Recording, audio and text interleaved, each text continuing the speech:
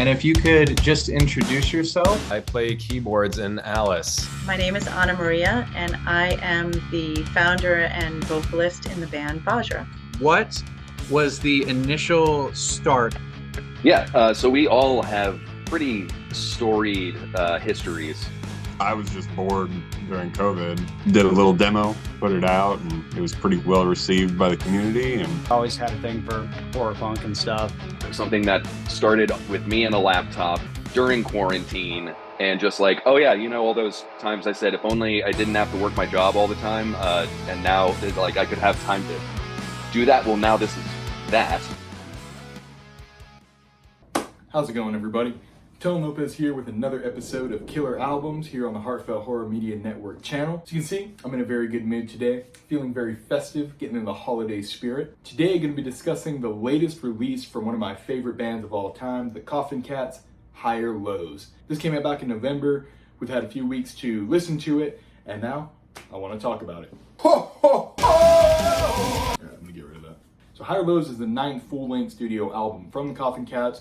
The last time we had any Koffin Cats release, it was like an EP, was back in 2021, and that was Can't Take It With You. This video is meant to just be like a little companion piece telling you my thoughts on it if you want to listen to them. I thought it was a fantastic album. If you want a little bit more insight, Vic did a few interviews before the release of this album, one of which was on the Death Arts 13 channel with Ash Rose. Highly recommend checking that out. Anything that we should look forward to?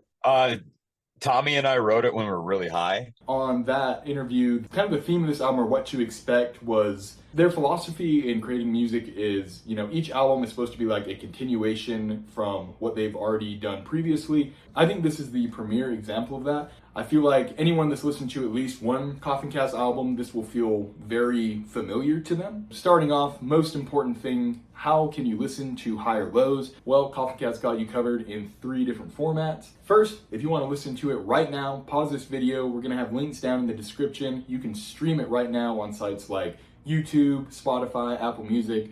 I'm sure dozens of others, depending on where you're watching from. Give it a listen. I said it in the last video, the best way to experience this album is to listen to it, so highly recommend checking it out. If you want to support the band even more, and if you're a collector of physical media, over here we have the vinyl version of Higher Lows, and they also have a CD version of Higher Lows. Check it out, whatever preferred format that you want to check it out in. I know these vinyls are like limited edition, or they're numbered. I got number 84. Before getting into the music, I want to take a look at the different physical formats of them, look at the artwork, look at what you can expect to find inside. First off, looking at the album art, as you can see, you have a very clean picture of 3 current members of Koffin Cats. We have Tommy Koffin, E-Ball, Eric Walls, and Vic Victor. Compared to some of their earlier album art designs, I think this one's a lot simpler, but from that, it's a lot cleaner. So I really dig it. On the CD version, on the CD itself, you can expect the same thing. As you can see here, Koffin Cats, bold red font, Higher Lows, album name, keeps consistent with what you find on the front cover. Vinyl comes in this gray color. One extra little bonus you'll get in the vinyl version is they have included a Koffin Cats flash sheet in it. I think it has a lot of cool designs. If you want to take a look at them, you can go back, pause, or you can just buy the album. All right, now for what you all have been waiting for, the music. Oh, no.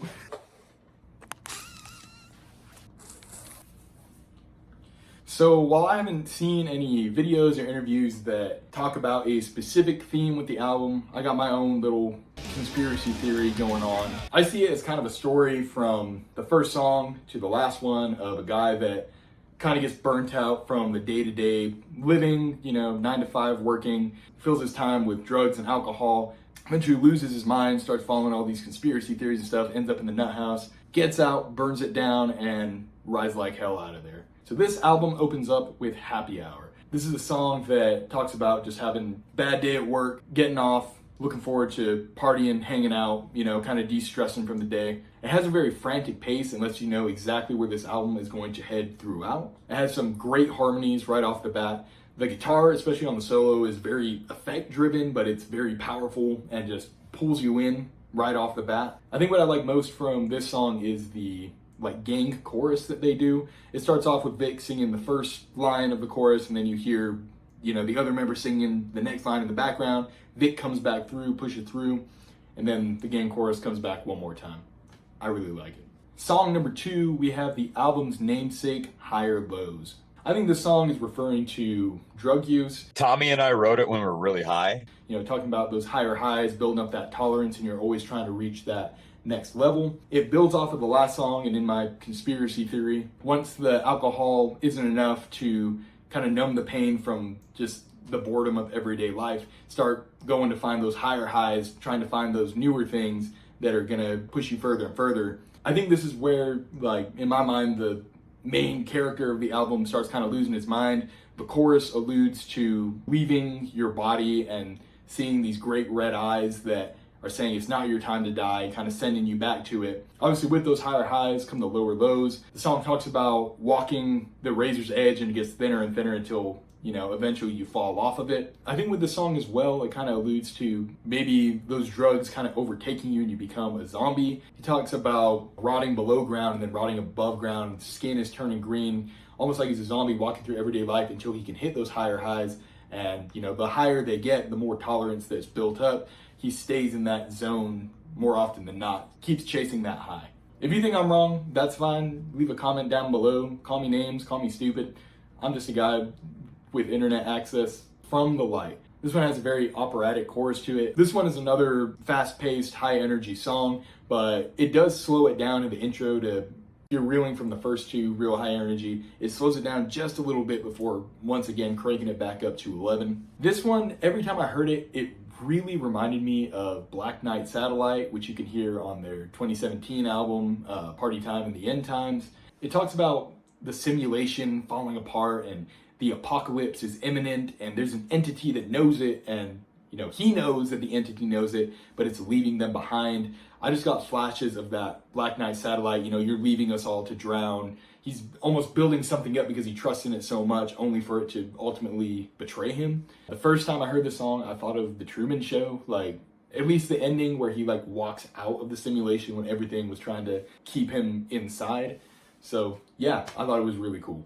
Number 4 in this album, and my first of my top 3 songs, we have Black Box. So going back to my crazy guy theory of this album, I think this is the next step. You know, the last song is talking about he's starting to see the apocalypse coming, the end is coming soon. And this one I feel is like maybe one of the ways he thinks it's going to end. Doing a little Googling, I found that Black Box was the name of a tech company and also the name of a current AI tool that's out there. I talked about it in my last album review that Vic had done work on De La Rocca's Nightmare Reborn, writing the lyrics for Invasion of the Robots that talks about this exact thing, you know, robots and AI overtaking humanity. But this isn't such a literal look at it, I feel like. It's more looking at, I think, the concept of like technology and AI kind of eating away at our humanity, maybe. I at least get that from the pre-chorus. It talks about a machine making life, and then also goes on to say in the second set of lyrics about they'll never let us know what it means to be alive. I also see it of like AI, you know, new horrors on which we feed, maybe the AI itself feeding on the new horrors that humanity has come up with and learning from it. Again, I might be crazy. I might be completely missing the mark. Yell at me down below. Remember to dislike this video. Like I say, it's in my top 3. It kicks off with that, you know, very familiar, I'm not going to do it again, with that hole that, you know, it's become a staple in, I think, a ton of Koffin Cat songs. The one thing that, this one like just barely nudges above From the Light, because I love From the Light. And this, you know, between these two, they were very close in getting into the top 3. The one thing that nudges this over for me is the very last lyric before the last chorus. You know, he says, we're always trapped in here and everything cuts out, and just real light up like in this area of how you're listening, you just hear a guy go, shit! I think it's really funny. And that's the one thing, that's the one thing that nudges this one up just slightly over From the Light. All right, next up, song number 5, we have Tuning In. Going with my conspiracy theory here, I think this is the last of, you know, the guy's brain is completely fried at this point on all the drugs he's been taking and everything. He's seen that the apocalypse is coming and, you know, AI is going to be the cause of it, and he no longer wants to participate in everyday life. This is another one that I think is a ton of fun. The middle bit where they're all harmonizing with each other is also a lot of fun. I don't have a ton to say about it, but I think it kind of closes out the idea of this guy like completely detached himself from society. The lyrics allude to isolation, and I think it leads into the next song where our main character has finally been committed. Next up, song number 6, and another one in my top 3, we have Way Out There. This was the first single that Koffin Cats put out, hyping up this album. It's also the first time they've done a music video since Giving Blood back in the 2010s, and it's absolutely hysterical. I loved it. Tommy stars as the main character in here, is the crazy guy trying to escape from an asylum, building a rocket. The theme of the song obviously reminds me of Asylum off of Forever for Hire, except for instead of just being subjected to the treatments of this mental institution, the guy is now escaping it. Going to my conspiracy theory, guy's completely lost it, gets institutionalized, tries to find a way out. I think this one is the catchiest song on the album. I think this is pure just Koffin Cats. I got the same vibe from Witch in the Woods from Party Time in the End Times when that album came out. The pre-chorus is very sing-songy. I think that's why it's so catchy to me, is that like, now I lay me on cement and dream about the worlds. And it's cool. It's very like visual of how this guy is seeing himself and seeing the situation. And then the chorus, oh my gosh, this is like just a ton of fun. It talks about building the rocket so that they can escape. And I swear, if you listen real close on like beats 2 and 4, there's like just the very faintest, almost sounds like little trumpet sounds, kind of like accenting those beats. I don't think I'm crazy, but that's what I could hear in it. And I think that's what makes it stand out to me too, is that there's almost like just a little extra push in the chorus compared to the songs that have come before. In my top 3, tons of fun, has a great music video, highly recommend you go check it out. And yeah, moving on. Okay, song number 7, we have like the first breather in the album. We have Wildfire. It's not as high intensity as the rest of the album. I think for the better. It changes up the pacing right before you hit the end. It slows things down. It's more emotional lyrics. It's not just loud and powerful and high energy in your face. It gives you time to kind of digest it, and opening up with just the guitar and Vic coming in singing over it. That building drum comes a little bit later with the bass, and not slap style like what you're hearing the rest of the album. He's just kind of plucking it. I think it's really cool. This song reminds me of some of the songs you'd hear in Our Way or the Highway or Born of the Motor. I think of Severing Ties or This Heart Stays on Ice. I don't know if it's exactly a love song. It sounds like, being in love with someone that isn't good for you and is kind of burning your world down. This one's also in my top 3, and it was also released as a single with really killer artwork. So I recommend going and checking that out as well.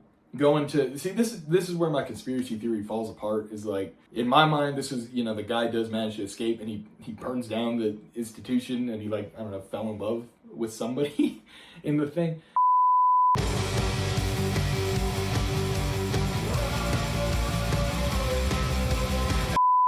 Last, closing out the album, song number 8, we have Ride Like Hell. It's not a real heavy song. It's not talking about, murder and death and stuff. It's not talking about existential cosmic horrors that we cannot fathom. I'm just talking about escaping like the mundane of life by getting on the open road. I think this one is a nice bookend with Happy Hour of kind of returning to that normalcy after the guy escapes, rides off into the sunset. And to me, this song was almost like a spiritual sequel to Don't Waste Your Time, about a guy kind of burning things down, leaving everything behind and moving forward out on the open road. I really like the chorus in this one. I think it's really catchy, really fun.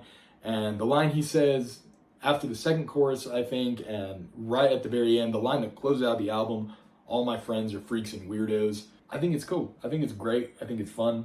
So overall, in conclusion, like I said at the beginning of this video, I think that this album will feel familiar no matter where you start your journey listening to this band. I feel like you can pick up any one of their albums and have this be your second listen, and you would feel like it's just the natural progression of where they were going. I was really stoked when they announced this album was coming about. I was really stoked when they announced this album was coming about. Oh my gosh! I was really stoked when they announced this album was coming out about 2-3 months back. I highly recommend anyone that is just a fan of good music, go check out Higher Lows. Like I said, we're going to have all the links down below. Go check it out. This album, killer. Thank you once again to everybody who's taken some time to watch this video.